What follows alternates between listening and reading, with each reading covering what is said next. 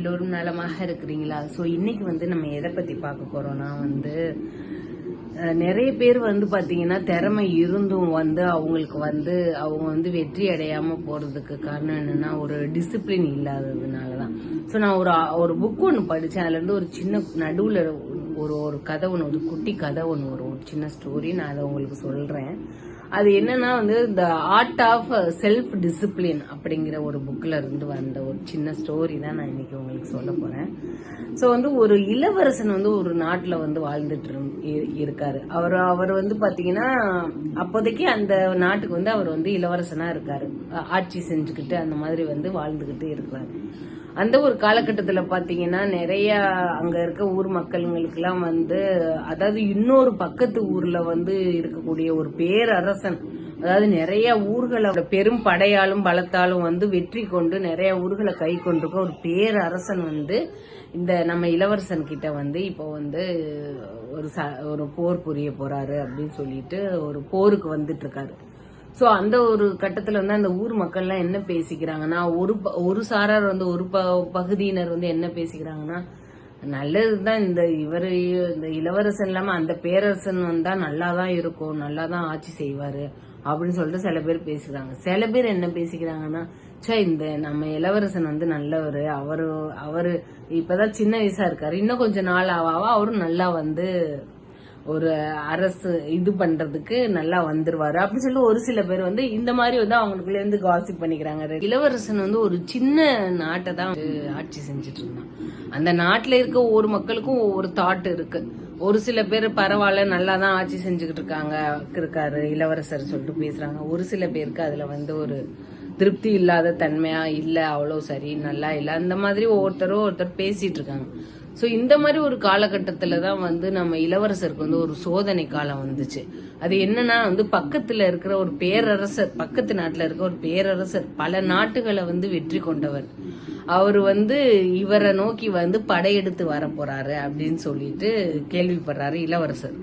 So அந்த ஒரு கட்டத்துல பயங்கரமா இவரும் முயற்சி செஞ்சு இது பண்ணதுல அவர் பெரிய பேரரசரா இருந்ததுனால இவரை ஈஸியா தோற்கடிச்சு இது பண்ணிட்டாரு, ஜெயிச்சிட்டாரு. அவர் ஆட்சியை ஜெயிச்சிட்டாரு. சோ இந்த இளவரசர் ரொம்ப கவலைப்பட்டுட்டு இருந்த அந்த டைம்ல அந்த பேரரசர் கேக்குறாரு. அவருக்கு என்னன்னா இவரை பார்த்தா கொஞ்சம் பரிதாபமா இருக்கு, என்னடா இது கவலையா இருக்காருன்னு. அப்ப அந்த இளவரசரை பார்த்து அவர் ஒரு டெஸ்ட் வைக்கிறாரு. அவர் என்ன சொல்றாருன்னா, உனக்கு திரும்ப உனக்கு இந்த நாட்டையே நான் உனக்கு தரணும்னா நான் உனக்கு ஒரு டெஸ்ட் ஒண்ணு வைக்க போறேன். அதுல நீ ஜெயிச்சிட்டேன்னா நான் உனக்கே இந்த நாட்டை திரும்ப தந்துருவேன் அப்படின்னு சொல்லிட்டு சொல்றாராம். அப்படியான்னு சொல்லிட்டு சரி சொல்லுங்க அரசரின்னு சொல்லிட்டு இவர் கேக்குறாரு. கேக்குறதுக்கு அவர் அந்த பேரரசர் சொல்றாரு, ஒரு பெரிய ஒரு குண்டுவாளி நிறைய, ஒரு தூக்கு நிறைய ஃபுல்லா தழும்ப தண்ணி வச்சு அத நீங்க எடுத்துட்டு போயிட்டு ஃபுல்லா ரவுண்ட் போயிட்டு வரணும், ஃபுல்லா சுத்தி போயிட்டு, அதாவது ஒரு சொட்டு தண்ணி கூட அதுல இருந்து சிந்தாம நீங்க ஃபுல்லா அதுல இருந்து சுத்திட்டு வரணும்னு சொல்லிட்டு அவர் சொல்லியிருக்காரு. சோ இத கேட்டுட்டு இவருக்கு என்ன சொல்லியிருக்காருன்னா, சரி அரசே நான் செய்யறேன் அப்படின்னு வச்சுட்டாங்க டெஸ்ட். சோ அவர் அந்த தண்ணியை தூக்கிட்டு அவர் போறாரு. போயிட்டு இருக்கும் போது பாத்தீங்கன்னா ஆனா தண்ணி சிந்தவே இல்ல, போயிட்டே இருக்காரு. ஒரு அரசர் என்ன சொல்லியிருக்காருன்னா, இப்போ நீ இந்த தண்ணியில ஒரு சொட்டு கீழே சிந்தினா கூட உன் தலையே இருக்காது, உன் தலையை சீவிடுவேன் அப்படின்னு சொல்லிட்டு அரசர் சொல்றாரு. அந்த டெஸ்ட் இதுதான், நீ இதை தழும்பாம ஒரு சொட்டு கூட தழும்பாம நீ எடுத்துட்டு போயிட்டேன்னா நீ மறுபடியும் உனக்கு இந்த நாட்டையே தந்து, இப்போ நீ இந்த தண்ணியில ஒரு சொட்டு கீழே சிந்தினா கூட உன் தலையே இருக்காது, உன் தலையை சீவிடுவேன் அப்படின்னு சொல்லிட்டு அரசர் சொல்றாரு. அந்த டெஸ்ட் இதுதான், நீ இதை தழும்பாம ஒரு சொட்டு கூட தழும்பாம நீ எடுத்துட்டு போயிட்டேன்னா நீ மறுபடியும் உனக்கு இந்த நாட்டையே தந்துருவேன், அப்படி இல்லைன்ற பட்சத்துல உன்னோட தலைய நான் சீவிடுவேன் அப்படின்னு சொல்லிட்டு சொல்றாரு அரசர். சோ இந்த ஒரு கட்டத்துலதான் அவர் ஒத்துக்கிறாரு அந்த போட்டிக்கு. சரி நான் போறேன்னு சொல்லிட்டு இளவரசர் ஒத்துக்கிறாரு. சரின்னு சொல்லிட்டு அதே மாதிரி அவர்கிட்ட ஒரு வாளி கொடுக்கப்படுது, ஃபுல்லா தண்ணியோட கொடுக்கப்படுது. அதை எடுத்துட்டு அவரும் மூவ் பண்ணி போயிட்டு இருக்காரு அந்த அவர் கொடுத்த எல்லா வரைக்கும். போயிட்டே இருக்கும் போது ஒரு முக்கால்வாசி மக்கள் எப்படி கோஷம் போடுறாங்கன்னா, ஐயோ இவர் தோத்துருவாரு, உன் தலை விழுந்துரும், உன் தலை போயிரும், இளவரசரை வந்து அப்படி சொல்றாங்க. கண்டிப்பா உன் தலை போகுது, உன் தலையை சீவிடுவாங்க, உன் தலைவிய சீவிடுவாங்க, நீ சாக போற, நீ சாக போற, நீ சாக போறன்னு சொல்லிட்டு எல்லாரும் வந்து அப்படியே ஒரு கோஷமிட்டு கத்துறாங்க. உன் தலையை சீவ போறாங்க, உன் தலை போயிரும், தலையை சீவ போறாங்கன்னு சொல்லிட்டு. சோ இன்னொரு பகுதி ஒரு கால்வாசி பேர் என்ன சொல்றாங்கன்னா, ஐயோ நம்ம இளவரசர் ஜெயிச்சிருவாரு, கண்டிப்பா நம்ம இளவரசர் ஜெயிச்சிருவாரு, கண்டிப்பா நம்ம இளவரசர் ஜெயிச்சிருவாருன்னு சொல்லிட்டு இன்னொரு பக்கத்துல இருக்கிறவங்க வந்து சொல்றாங்க. சோ இளவரசர் வந்து போயிட்டே இருக்கிறாரு, போயிட்டு வெற்றிகரமா முடிச்சிடாரு.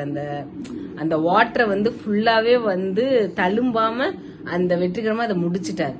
இத பார்த்த பேரரசருக்கு ரொம்ப ஆச்சரியமா போச்சு. நம்ம ஏற்கனவே 2 இளவரசருக்கு இந்த மாதிரி தானே ஒரு இது வச்சோம், ஒரு டெஸ்ட் வச்சோம், அவங்களால அது செய்யவே முடியலையே, அப்புறம் அவங்கள தலையவே நம்ம சீவிட்டோமே. ஆனா இவர் எப்படி செஞ்சாரு, பரவாயில்லையே இவர்கிட்ட திறமை இருக்குன்னு சொல்லிட்டு அவரை கூப்பிட்டு சொல்றாரு, நல்ல ஒரு திறமைசாலியான ஒரு ஆள் தான். சோ வந்து அதனால உங்களுக்கு வந்து நான் வந்து இந்த நாட்டை வந்து திரும்ப உங்ககிட்டே வந்து நான் ஒப்படைக்கிறேன், உங்களால கண்டிப்பா இதை வந்து இது வழி நடத்த முடியும் அப்படின்னு சொல்லிட்டு வந்து அந்த நாட்டை வந்து திரும்ப இவர்கிட்டே ஒப்படைக்கிறாரு.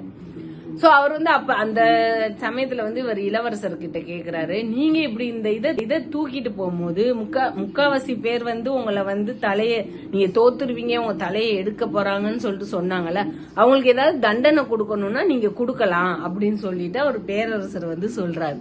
சோ அதுக்கு வந்து அவர் என்ன சொல்றாருன்னா, இன்னொரு பக்க மக்கள் வந்து உங்களை ஒரு ரொம்ப சிறு பகுதியினர் தான் வந்து உங்களை வந்து நீங்க ஜெயிப்பீங்க, நீங்க கண்டிப்பா வந்து ஜெயிப்பீங்கன்னு சொல்லிட்டு சொன்னாங்க.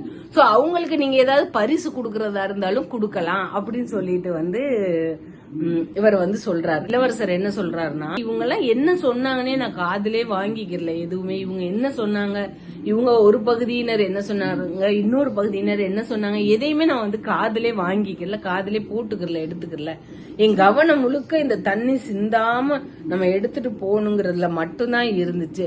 சோ அதனாலதான் நான் வந்து என்னால வந்து இதுல இந்த போட்டியில வந்து ஜெயிக்க முடிஞ்சிச்சு அப்படின்னு சொல்லிட்டு இந்த இளவரசர் வந்து சொல்றாரு. இதுல இருந்து நம்மளுக்கு என்ன தெரியுது, அதாவது டிசிப்ளின்ங்கிறது வந்து ரொம்ப ரொம்ப முக்கியமானது.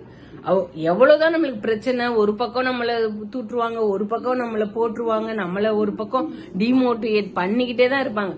சோ அதெல்லாம் நம்ம காதுக்குள்ள போட்டுக்கிறாம, அதெல்லாம் நம்ம காதுக்குள்ள வாங்கிக்கிறாம, நம்மளோட பாதையில நம்ம போயிட்டே இருந்தோம்னா நம்மளுக்கு எந்த ஒரு டிஸ்ட்ராக்ஷனும் வராம நம்ம போலாம் அப்படின்னு சொல்றதுதான் இந்த ஸ்டோரியோட ஒரு முக்கியமான விஷயமா இருக்கு. சோ வந்து நம்ம அதான் ஃப்ரெண்ட்ஸ், இன்னைக்கு வந்து இத பத்தி நம்ம தெரிஞ்சுக்கிட்டோம். சோ இன்னொரு நாளைக்கு இன்னொரு ஒரு சின்ன ஸ்டோரியோட நம்ம வந்து மீட் பண்ணுவோம்.